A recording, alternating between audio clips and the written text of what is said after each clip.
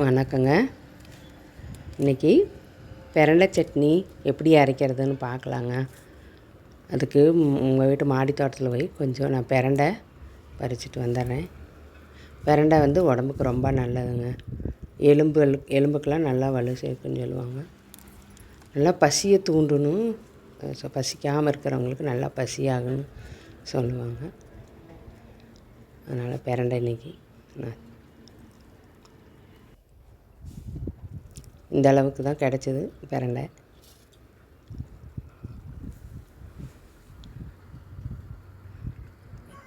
இதையே நம்ம இப்படி கொஞ்சம் முத்தின பிரண்டையாக இருந்தால் இந்த 4 மூலையில் இருக்கிற அந்த நரம்பு மாதிரி இருக்கிறத நம்ம எடுத்துடணுங்க. ஏன்னா இல்லையில அப்படியே போட்டு நம்ம சட்னி அரைச்சோம்னா நம்ம சாப்பிடும்போது ஒரு மாதிரி நூல் நூலாக வாயில் படும். அதனால் இதை இந்த சைடில் 4 கார்னர்லேயும் இருக்கிறத நல்லா எடுத்துட்டோம். இதே மாதிரி எல்லாத்தையும் க்ளீன் பண்ணிக்கோ. ரொம்ப இளம் இதாக இருந்தால் நம்ம ஒன்றும் பண்ணாதுங்க. அப்படியே போட்டு சட்னி அரைக்கலாம்.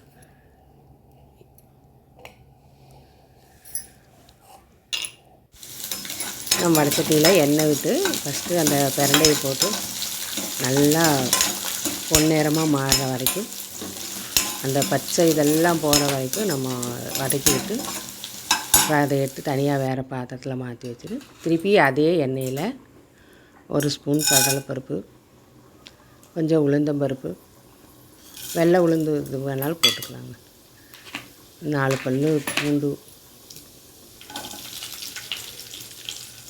இது பெருங்காயம். ஏன்னா இந்த பருப்பெல்லாம் போடுறதுக்கு பெருங்காயம் போட்டால் வாசனையாக இருக்குது. அந்த சட்னி பெருங்காயம் போட்டால் நல்லா வாசனையாக இருக்கும்.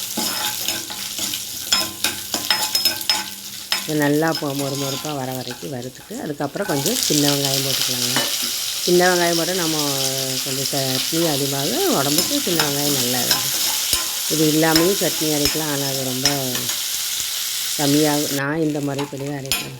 அதுக்கூட ஒரு கொத்து கருவேப்பிலை போட்டு அது ஏற்கனவே நம்ம வறுத்து வச்சுருந்த பிரண்டையை எடுத்து போட்டுட்டு கொஞ்சம் தேங்காய் பூ கொஞ்சம் போட்டுட்டு இதுக்கு மெயினாக புளி போடணும்.